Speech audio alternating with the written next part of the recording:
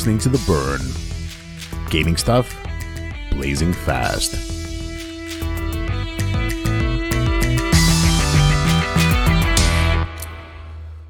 Welcome to a new episode of The Burn, a podcast about gaming done blazing fast. I'm Aviv Manoach. And I am Omer Kaplan. Hello. Hello, how are you doing? Living the dream. How are you? Pretty much the same actually. Like it's No, been a that's fine. very good week for me. Oh, nice. So last time we talked, you were on vacation. What? Oh, think so. it was holidays and stuff. I think so. Yeah. I don't remember. Yeah, So now you're back. we had the month of Israeli holidays. So this week was the first week, full work week back, and I kind of liked getting back to work. Well, the holidays were really fragmented, and it was like you're not really in full scale vacation. You have like 2 days off, 2 days working, 2 days off and stuff. So I need my routines. Yeah, that's weird. That's for sure. And then next week I'm getting back to my second year of master's degree, second and final. So that will be a thing as well, and I'm pretty excited about that too. Despite the fact that the first year was a hit and miss sometimes, but overall the experience was good. I like having the structure for creating those games and talking about them and learning them. Oh, nice. So did you get sucked into New World? No. I'm out of Okay. I'm out of the MMO game. I'm out.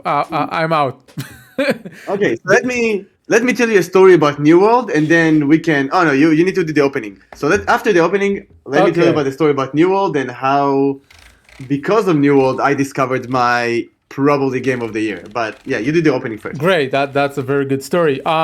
Cool. So we are The Burn, a podcast about gaming done blazing fast. We in each episode talk about a game that we liked or disliked or really liked, as the case today, and we also discuss current news. Today I tried to bring in more industry stuff that are better suited to our recording schedule. Like when we talk about releases or things like that, it's not really fitting to releasing every 2 weeks, but industry stuff is interesting. So yeah, you can listen to all the episode in theburn.live and find the links to subscribe with your favorite listening app. If you happen to find this podcast due to Yuda recommending it while visiting EGX, welcome. Nice. Yes. Well, yeah. Well, I hope you have a great time there. And yeah, if you're listening, to this is your first episode, you are in for a treat because we're gonna talk about an amazing game today. Indeed. So tell me how from New World you got into Solasta, Crown of the Magister. So yeah, I was in a market for a new game, and then I just started kind of like just reading about games, looking at YouTube videos, trying to see what tickles my gaming senses. And so I said, okay, well, I've seen some of the New World stuff. I given into the hype. I'm going to play New World. So I bought it. I installed it. I got into the game, created my character, hit play, and then I got in a queue like everybody else. I waited for 10 minutes, and then I got an error message that said something like, "There's an error loading your spawn point." I was like, okay. I tried again, waiting for 10 minutes. Same error message. I was like, okay, how about I pick a new server? Picked a new server, created the same character. Different queue, it was like 5 minutes, same error message. I was like, okay, maybe it's like bad timing. Let me try some other time. Went to play something else, probably League or something. came back in the evening, try with the first character, same error message. To the second character, same error message. Google some error, like try to figure out what the error message means. It means the game is crude. So I was like, okay, do I really want to, try to debug this new game, or I'll just refund it, get a real game, and then when this game is ready, I'll just come back to it and then grind or do whatever. So that's what I did. I refunded New World, and for the same amount of money, I always heard about Solasta being a good game. So I was like, okay, I'm in the mood for like a CRPG. I mean, I'm not going to buy into Wrath of the Righteous yet, and this looks like a decent game. So I installed it, and oh my god, if nothing else happens in the gaming industry and my computer, this is my game of the year. This game is so good. So let me before you dive into it, let me tell you my story with Solasta Crown of the Magister. I think 3 weeks ago we recorded an episode of the Game Burning podcast, the Hebrew podcast, and a friend of mine for work recorded with us, and he's a tabletop role player like me and Yuda the co-host, and we also had a run of Yoram on that episode, so a very big tabletop episode, and he and that was like in the middle of us talking about Pathfinder. A week before that, we talked about both Wrath of the Righteous and Kingmaker, and so this was a very heavy CRPG month in general. And I heard about Solasta because Carnage played it. And Carnage is the streamer / YouTuber I often watch because he plays pretty much every new game that comes out, and he finishes most of them. So if I want to watch a game instead of playing it, I will usually watch but I haven't seen Solasta really, and I didn't know anything about it. And so my friend from work, Omer, come to the show, and he sort of like, let me tell you about a real CRPG, not that Pathfinder stuff. And he tells us about how Solasta is an authentic, as you wrote in the show notes, authentic Dungeons and Dragons 5th edition experience. And I didn't have a clue that there was an actual Dungeons and Dragons video games out there. And the funny thing is that if you go to the Solasta Steam page, they write like in bold letters, "We have permission from Wizard of the Coast to use those rules." Probably. Yeah, they're using some. It's kind of weird. They're using some of like, I don't know if it's not open source, but some licensing that give them the mechanics, a lot of the spells, but not all the classes or something. It's called Open Game License. It's the same license that the previous editions of Dungeons and Dragons were released from 3 and up, and it's the reason that Pathfinder exists. The reason you don't get everything is because there is a separation between what is part of the Open Game license and what is proprietary information. So all of the Forgotten Realms settings and all things that ties to it, as well as some monsters. For example, did you know that Mind Flayers and Beholders are trademarked monsters that no one else use unless you use them and like change their name? I knew that because at some point I think I wanted something for like an RPG, and so like I was looking for like goblins and orcs and like something else I like canon in like myth and legends. So you can probably use them, but like Mind Flayers and Beholders are like proprietary adaptation. So as far as I heard, so the Solasta devs started the game like originally they didn't ask anyone; they just started developing it, and they did use the Forgotten Realms settings, and then they reached the point where it needs to. I think it was in early access, and they need to like publish it online. And then they talked to Wizard, and Wizards were like, "No, you can't use that. You can use the rules." So the Solasta devs had to change everything that has to do with the settings of the game. Yeah, so it's really interesting because they say, so I read the dev journal thing, and they say they don't even have access to some of the classes and class features. So what they did is they let the community design like what a barbarian means and what like a druid means, like using the rule set. But you can't like Yeah, I guess the barbarian tribes and like druid. Now that I think about it, it, what they don't have access to is all of the archetypes, as they are called. They in 5th edition you get all the classes, but each class has like a subclass, a specialization. So the SRD is the system reference document, is the open game rules, and that only like has 2 archetypes per class or something like that. So they needed to write, if they wanted more options, they needed to write those. And for example, for the clerics, obviously they had to create their own gods and everything. So yeah,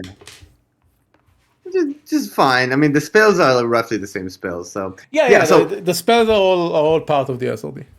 Yeah, so what makes this game like the cut above the rest from my perspective is, like I wrote in the show notes, how authentic to the tabletop experience is. So what they did is they took all the, so in Dungeons and Dragons you have your like your fighting mechanics and your spells and like all these big things you're used to seeing in CRPGs, but they also went and gave a lot of thought into what happens like outside the combat setting. So for example, wizard can create food, which is like they have this whole like rations. I mean, you can change it in game settings, but it's very like not super easy to manage. Like the whole ration mechanic, or lighting plays a very big role in the game. So stuff happens that in dim light or full light or like vision, like darkness. So there's a lot of like those intricacies, and those bring a lot of like really interesting spells into play. That I'm not. I almost like forgot that like they exist. I think the last time I saw these kind of like spells or in like mechanics come into play was in like Neverwinter Nights, I think. So you can create food, and like the light magic, like you can actually see the impact of that. Not even in a combat setting, just as you research something, or spells like jump or levitate, or like things that you can get really creative with. They have a lot of emphasis on that, like in the game.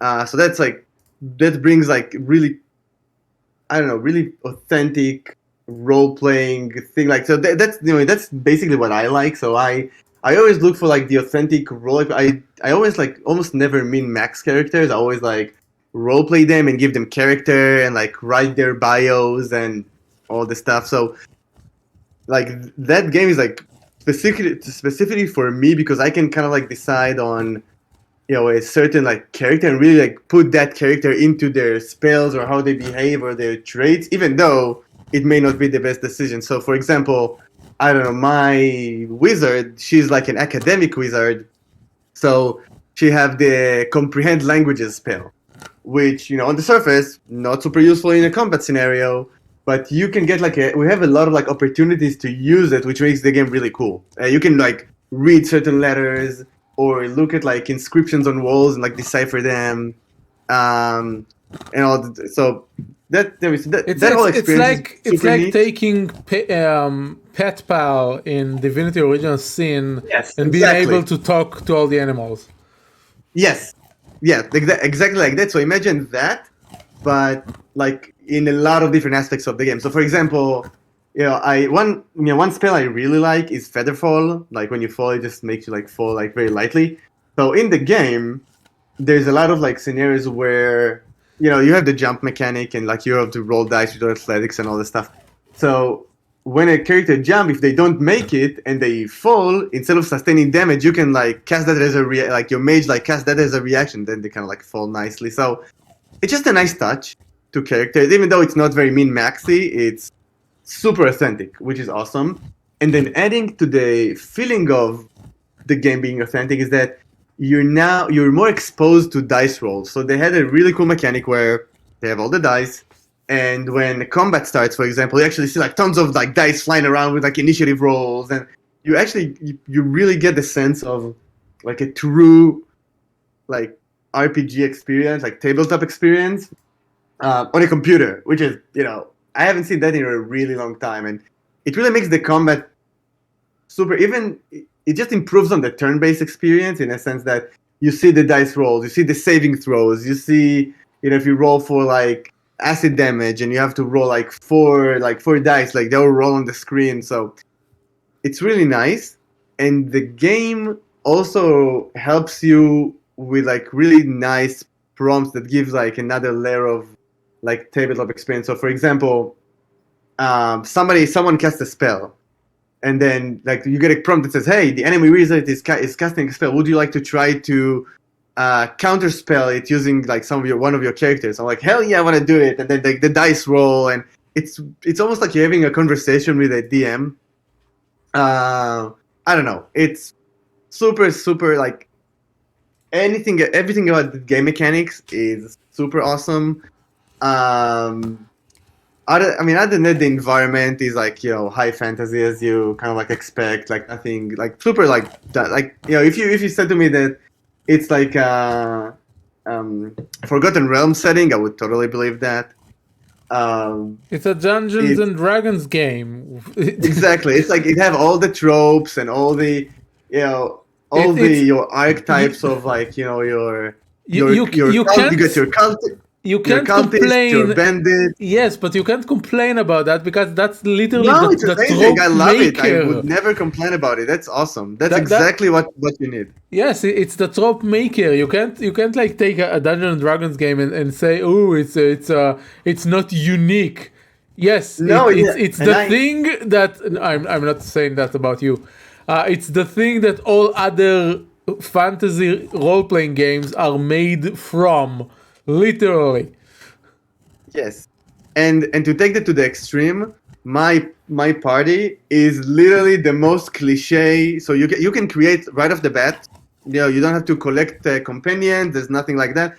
Right off the bat, you can create 4 characters, this is your party. No, it's not. You can. You must. There is no other way to play the game. You can select like pre-made characters that have their own bio. It's not the same thing.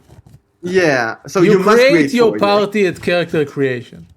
So my party is like the most cliche party you've ever seen. You got your mercenary fighter who have a military background and all that stuff.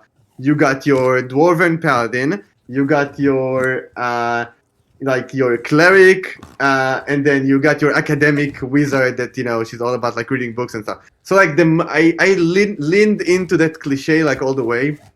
I don't know. It's just like super awesome. Like if I had to give, so I have to give like 2 criticism. It's not really, really like cautious because it's really not that of a criticism about the game. Is that from a I guess design perspective, like the way the character look. I think it was made with like Unreal Engine or something.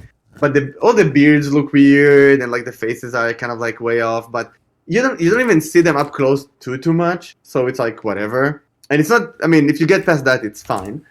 And then, I read some people complain about the story, and the voice acting, and to me, I really like it. So the voice acting is nothing like Divinity.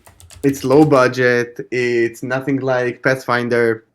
It's almost fully voiced over. It's a Unity. It's not. It doesn't pretend to be something that it's not. It's your casual people who try to do their best voice acting, and it's fine. Like you get past that in like 2 seconds, and the story is like classic D&D story. Like it's really straightforward. I haven't seen something that I was surprised by yet. But this is what you do. You play that Dungeons and Dragons in the most D&D way that there is. And if you like that, that's the game for you. The engine is Unity. It's not. It's not It's Unreal. Unity? Yes. Oh, okay. Yes. And, So yeah, it's an indie game. It's a small group. Yes, when you take the like top down view of the maps, the game looks good, but they seems to be using the same character models in the cutscenes as well, and then the cutscenes look Yes. weird.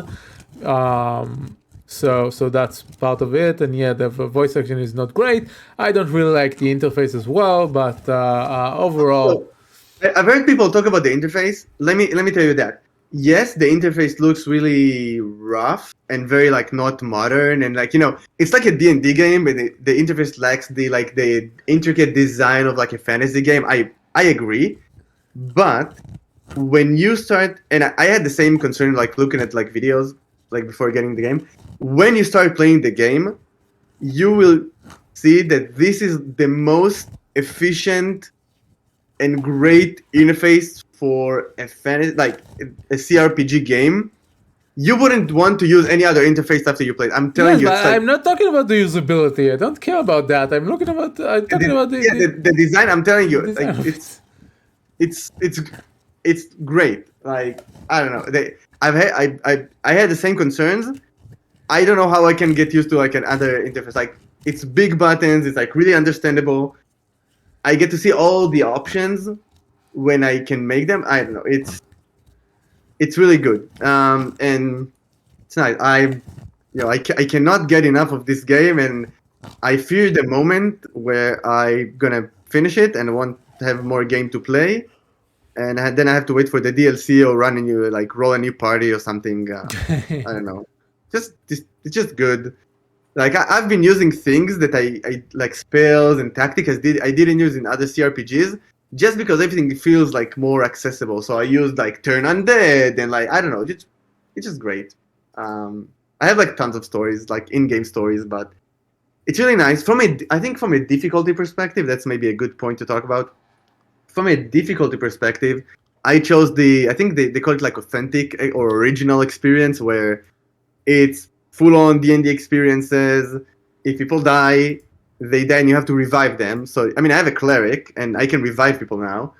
But they have like death rolls and, you're always like on the verge of, protect your spellcasters. The AI is fairly good. So they know, you know, enemies with intelligence, they know how to target like your backline.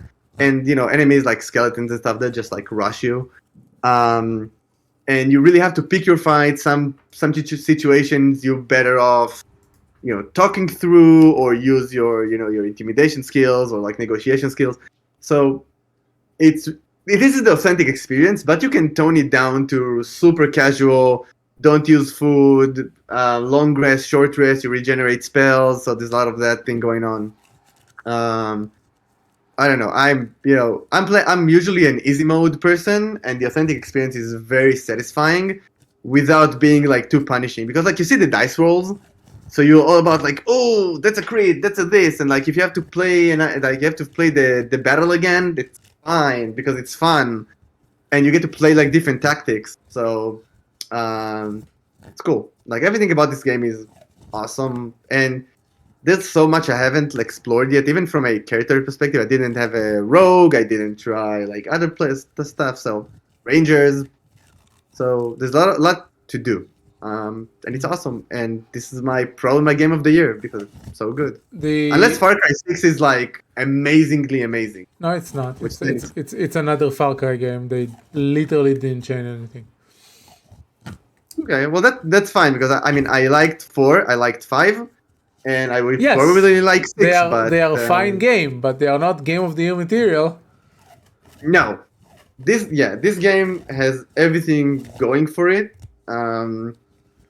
Yeah, I'm sorry, I don't have anything bad to say about this game. It's really good. Why are you sorry about that? I also see there is a dungeon maker in the game, so you can create new things. I tried it once and I realized I'm not the type of person who would make dungeons, but yes, I mean I think it's something they develop. I'm slightly concerned that they will make it their like they're a small team anyway, and they're gonna dedicate resources to do it. So I know why they're doing it, but I want them to make like another adventure because I'm gonna finish that and I would need another one. So Okay. yeah. So But yes, you can.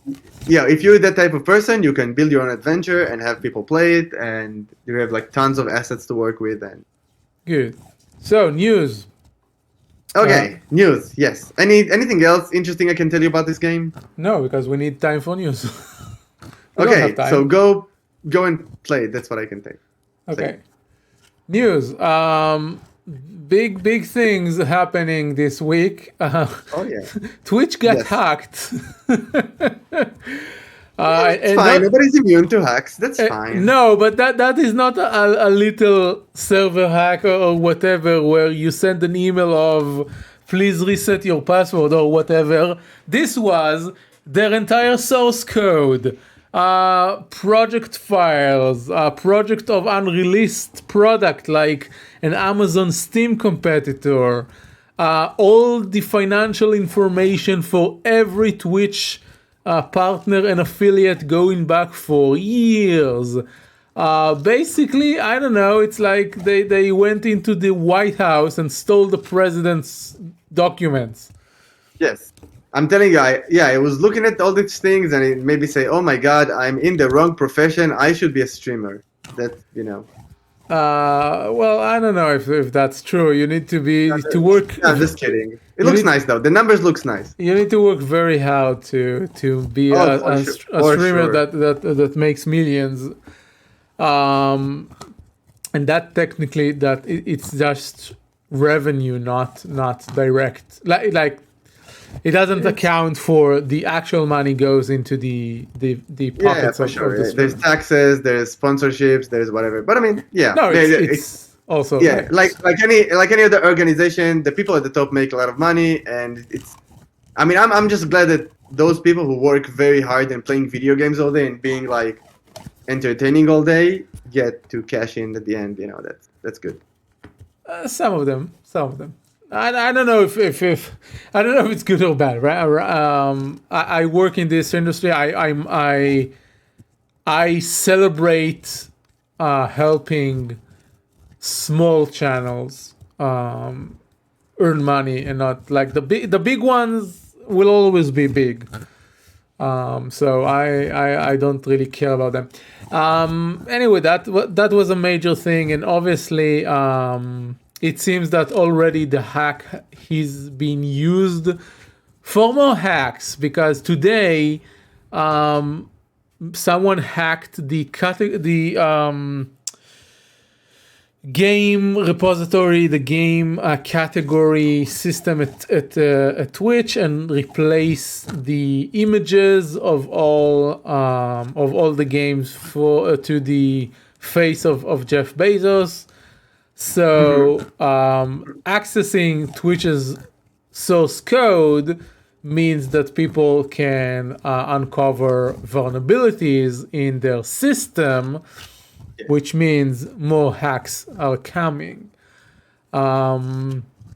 The measure that Twitch has enacted so far was resetting the stream keys for every channel on their system, meaning that if you are using a Steam key to stream, you need to grab a new one.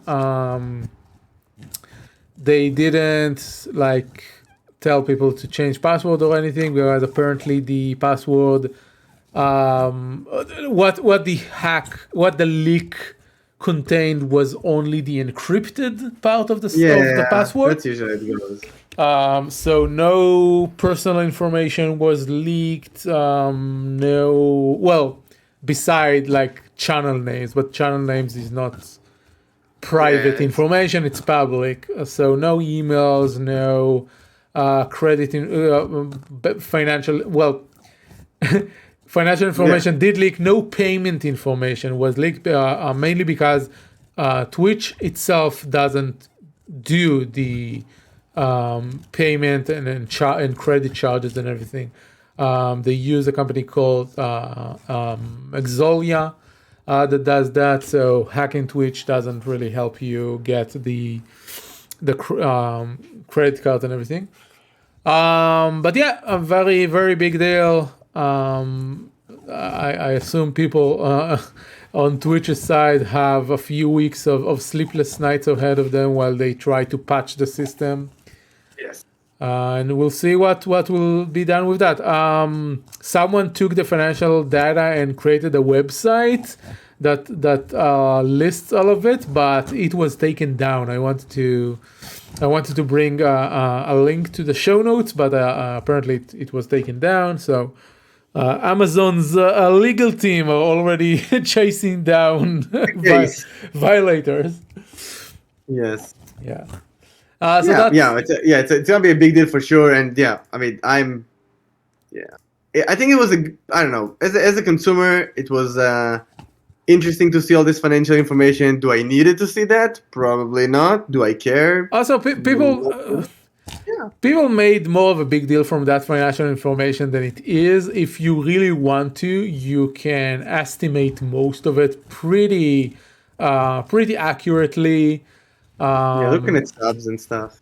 Like the people at the top are not. Beside, like the only name at the top of that list that made that was like drove conversation was Critical Role, and that's only because it's not even about the money. It's because Critical Role has that sort of appearance and reputation of like a homely group that plays for fun and other kind of bullshit.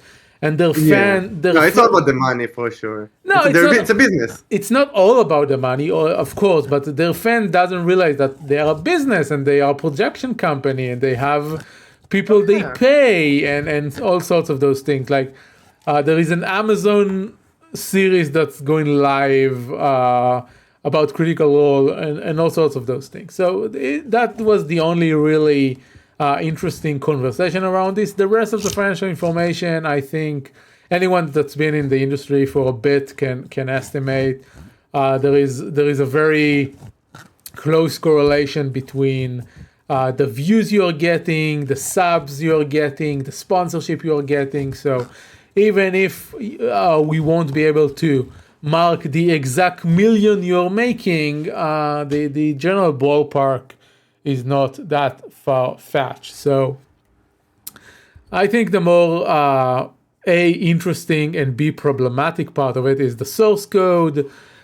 People will be interested to see what's under the hood, and other people will be interested to find all the vulnerabilities, as we saw already. Okay, I will end here. I will remove the other news item because we don't have time. Yeah, it was interesting to read though. I read it before the show. It was okay. Maybe we'll talk about it next time. It's gonna be still relevant when we talk about it. Yes. So that's all we have on the show today. Thank you for listening. You can find us online on Twitter. I'm at Icel and Omer is at Omer Kaplan. Don't forget to subscribe to the podcast, comment, and leave your reviews on your preferred listening app. You can find all of it at theburn.live. And the opening theme was created by Ann Delco with vocals by Fishy Twitch, both on Twitter as well. Thank you for listening. Omer, thank you for joining me for another episode. Yes, thank you for having me. Of course. And I don't know what we are going to talk about in the next episode, but we'll see. I have two more really good games in the pipeline. Okay, very good. So more games from Omer until I play Kenna Bridge of Spirits, and we'll talk about play it. It looks amazing. So until next time, bye bye. Yeah.